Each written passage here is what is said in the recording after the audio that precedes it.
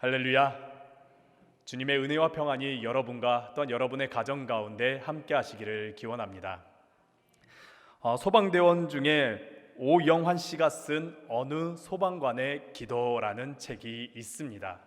원래 어느 소방관의 기도라는 이 제목은 미국의 스모키 린이라는 불리우는 소방관이 1958년 화재 현장 가운데 끝끝내 어린아이들을 구출하지 못해 슬픔 가운데 지었던 시의 제목입니다. 원래 이 시의 내용은 이렇습니다. 하나님이시여, 제가 부름을 받을 때에는 아무리 뜨거운 화염 속에서도 한 생명을 구할 수 있는 힘을 주옵소서. 너무 늦기 전에 어린아이를 감싸 안을 수 있게 하시고 공포에 떠는 노인을 구하게 하옵소서. 내가 늘 깨어 살필 수 있게 하시어 가냘픈 외침까지도 들을 수 있게 하시고 신속하고 효과적으로 화재를 진압하게 하옵소서. 그리고 하나님의 뜻에 따라 저의 목숨을 잃게 되면 하나님의 은총으로 저의 아내와 가족을 돌봐 주옵소서. 원래 이 시의 제목이 어느 소방관의 기도라는 시입니다. 이 시의 제목, 그리고 이 시의 내용, 그리고 의미, 그 정신을 받아서 소방관 오영환 씨는 자신의 책을 저술하면서 이 제목을 가지고 왔습니다. 책의 내용을 읽어보면 이렇습니다. 화재 현장 가운데 진압했던 내용들, 그리고 많은 사람들 산속에서 혹은 바다 가운데서 구조했던 내용들을 담고 있습니다.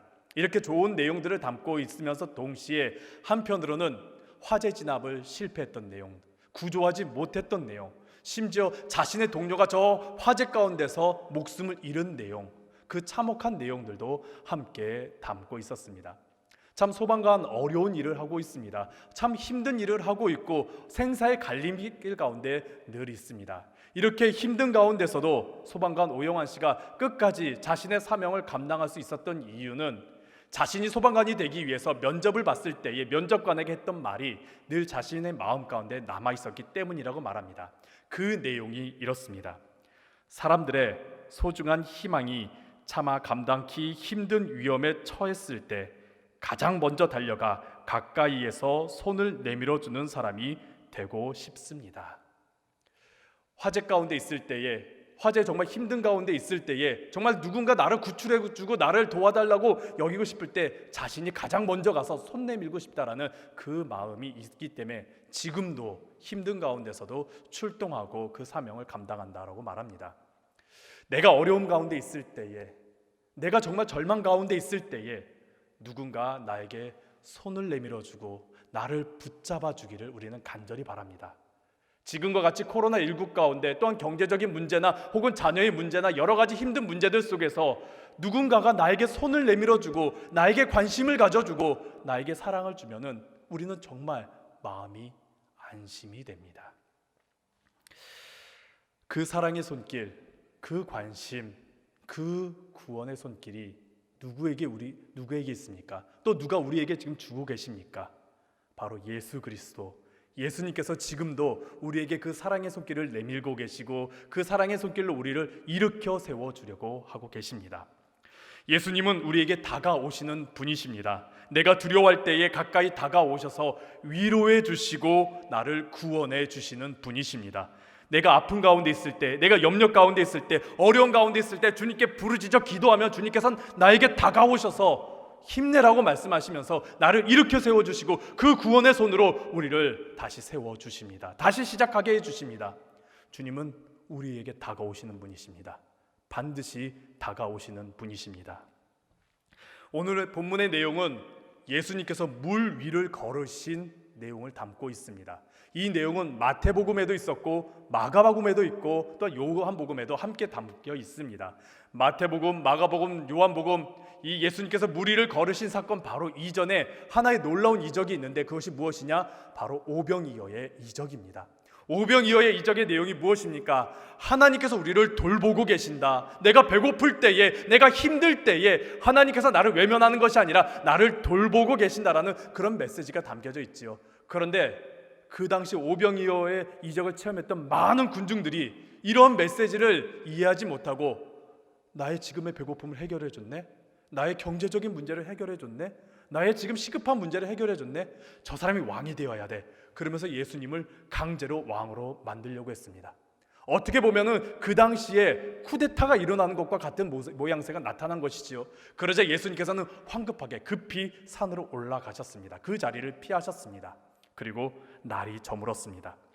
밤이 되자 제자들이 이제 갈릴리 호수를 건너서 저 가버나움으로 가려고 배를 띄웠습니다. 그 내용이 17절에 나타나 있습니다. 17절의 말씀입니다. 배를 타고 바다를 건너 가버나움으로 가는데 이미 어두워졌고 예수는 아직 그들에게 오시지 아니하셨더니. 어둠 가운데 있습니다. 날이 저물어 어둠 가운데 있습니다. 그런데 이 가운데에 예수님이 계시지가 않습니다. 예수님께서 함께 하시지 않고 어둠 가운데 있는 이때에 어떤 일이 일어났을까요? 우리 함께 18절에 있는 말씀 함께 읽도록 하겠습니다. 바람이 불어 파도가 일어나더라. 거센 바람이 불었습니다. 파도가 일어났습니다. 배는 갈릴리 바다 한가운데 있습니다. 저 앞에 가버나움이 있어가지고 이제 조금만 더 가면 가버나움인데 파도가 치고 요동치자 그 제자리에서 헤매고 있고 혼란스러워하고 있고 절망 가운데 힘든 가운데 빠져들어가고 있습니다. 이러한 모습이 마치 우리의 인생과도 비슷하지요. 우리의 인생 어떻습니까? 지금 코로나19로 말미암아 참 어두운 시간 가운데 살아가고 있습니다. 이 코로나19 하나만 있으면 참 좋겠는데 경제적인 문제가 일어나고 있지요. 또 자녀의 문제가 일어나고 있지요. 참 여러 가지 문제가 겹겹이 우리들에게 다가오고 있습니다. 밀려오고 있습니다. 그러다 보니까 우리는 지금 방향을 잃어서 어디로 가야 될지 모르겠습니다. 희망의 빛은 보이지 않아 우리는 어둠 가운데 살아가고 있습니다. 바다 한가운데 요동치는 배와 같은 인생을 우리가 지금 살아가고 있지요. 흔들리고 넘어질 것 같은 이러한 인생.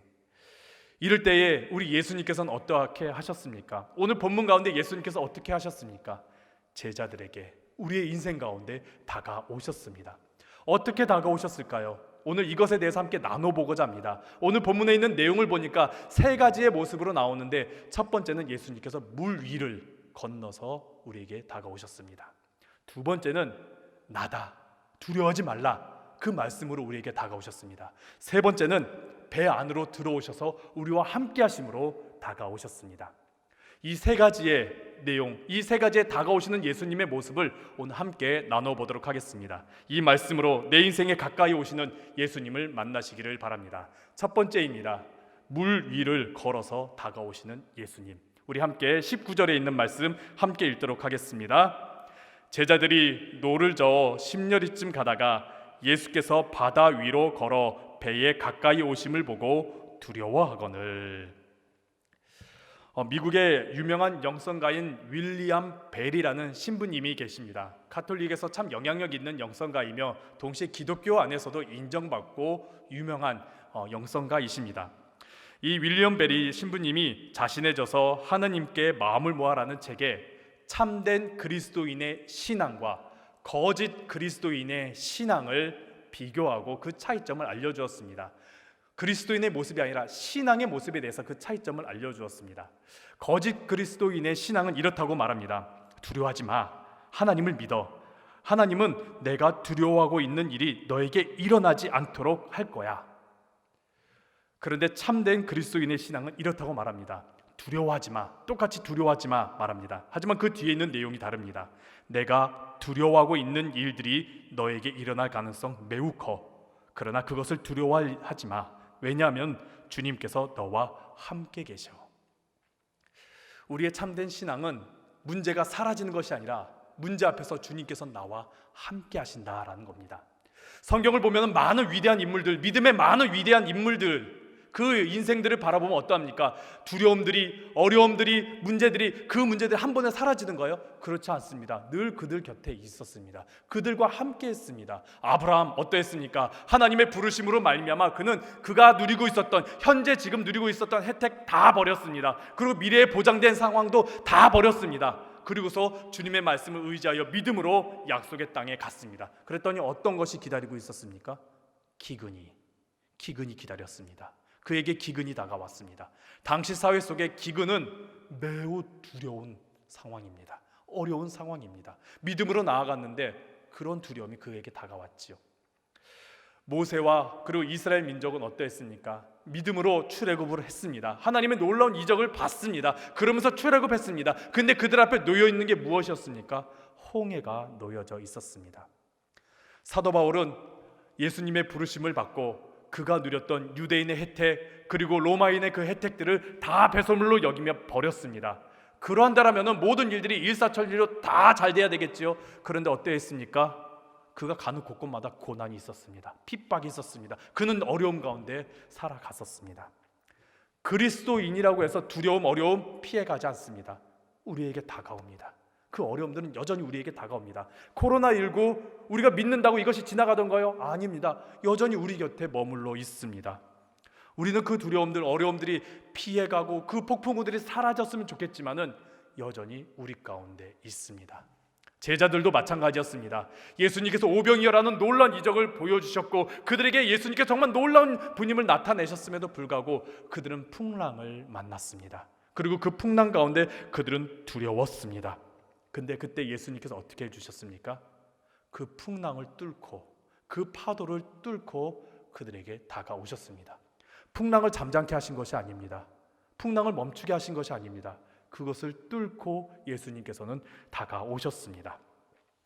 예수님께서는 우리의 문제를 해결하기에 앞서 우리에게 먼저 다가오시는 분이십니다.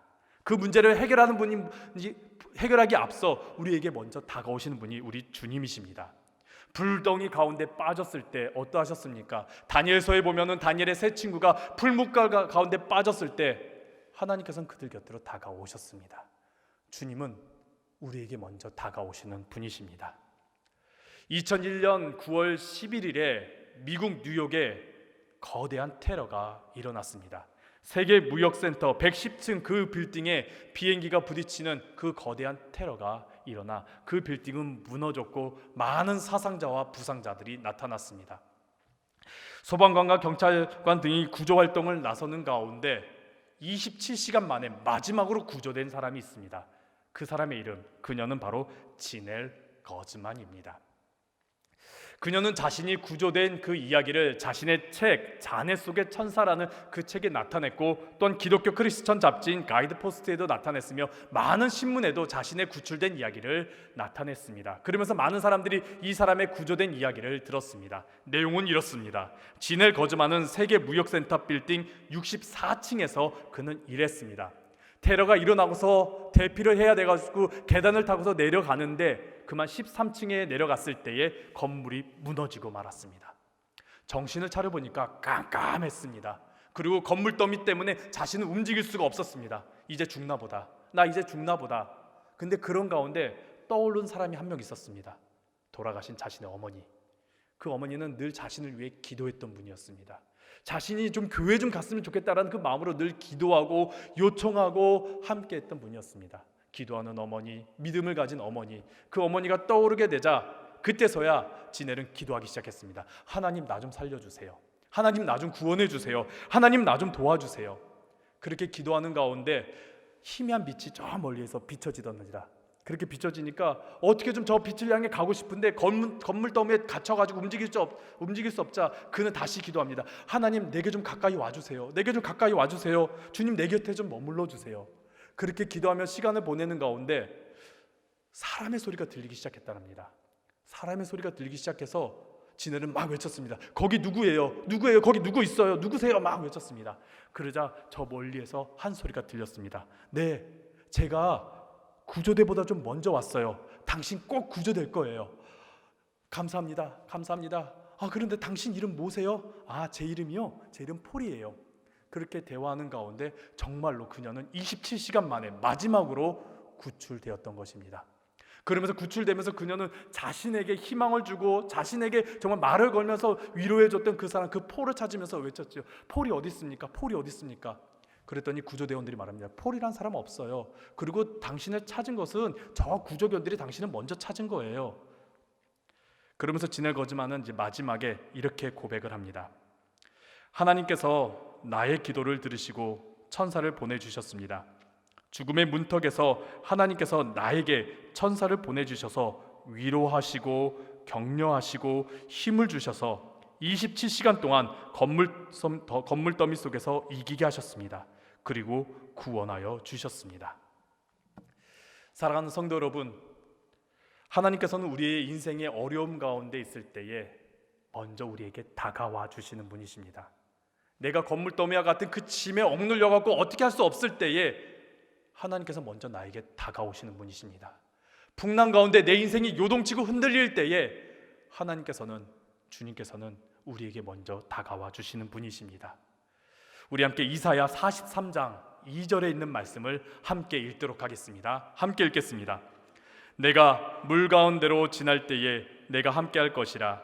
강을 건널 때에 물이 너를 침몰하지 못할 것이며 내가 불 가운데로 지날 때에 타지도 아니할 것이요 불꽃이 너를 사르지도 못하리니. 내가 불 가운데 있을 때에, 나를 억누르고 나를 불태우려 같은 그 불 가운데 있을 때에, 나를 잠식시키려는 그 물 가운데 있을 때에 하나님께서 나와 함께 하신다라고 말씀하십니다. 하나님께서는 먼저 우리와 함께 하십니다. 내 곁에 다가오십니다. 함께 하시기 위하여 우리 곁에 다가오시는 분이십니다. 그 믿음으로 우리 주님을 만나시기를 간절히 바랍니다. 두 번째는 우리 주님께서는 나다, 두려워하지 말라 하시면서 다가오는 분이십니다. 함께 20절에 있는 말씀 함께 읽도록 하겠습니다. 이르시되 내니 두려워하지 말라 하신대. 아멘. 두려워하는 제자들에게, 두려움 가운데 있는 우리들에게 주님께서는 이렇게 말씀하십니다. 나다, 내가 왔어, 내가 여기 있어, 이제 두려워하지 마, 걱정하지 마. 우리의 자녀들이 어릴 때에 힘든 일이 있거나 뭔가 불편한 일이 있거나 뭔가 무서울 때 어떻게 하죠? 엄마, 아빠 하고서 찾지요. 그러면은 부모님은 어떻게 합니까? 그 소리를 듣고 달려갑니다. 그리고 자녀를 붙잡고 어떻게 합니까? 엄마 여기 있어, 엄마 지금 여기 왔어, 이제 걱정하지 마. 너가 무서운 거, 너가 지금 두려워하는 거, 너가 힘들어하는 거 이제 엄마가 왔으니까 걱정하지 마. 우리 부모님들은 그렇게 말하지요. 성경을 보니까 많은 인물들이 두려움 가운데 있었습니다. 어려움 가운데 있었습니다. 참 힘든 가운데 있었습니다. 그럴 때마다 하나님께서 그들에게 다가가셔서 이렇게 말씀해 주셨습니다. 두려워하지 말라, 내가 너와 함께함이라. 낯선 땅에서, 창세기를 보니까 낯선 땅에서 참 어려워하고 힘들어하던 아브라함, 이삭, 야곱에게 하나님께서 그들에게 나타나셔서 늘 말씀하시더라고요. 두려워하지 마, 내가 너와 함께 있어.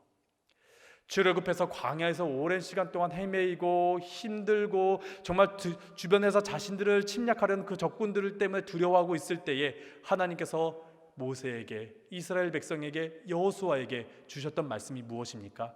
두려워하지 마, 내가 너와 함께 있어. 다윗이 자신의 인생이 늘 사망의 음침한 골짜기와 같은 인생을 살아갔을 때에 자기가 두려워하지 않았던 것을 시편 23편에서 이렇게 고백하지요. 주님께서 나와 함께 하심으로 내가 두렵지 않습니다. 그리고 하나님께서 우리에게 이렇게 약속의 말씀을 주십니다. 이사야 41장 10절에 있는 말씀입니다. 우리 함께 이사야 41장 10절에 있는 말씀 함께 읽도록 하겠습니다. 두려워하지 말라, 내가 너와 함께함이라. 놀라지 말라, 난 내 하나님이 됨이라.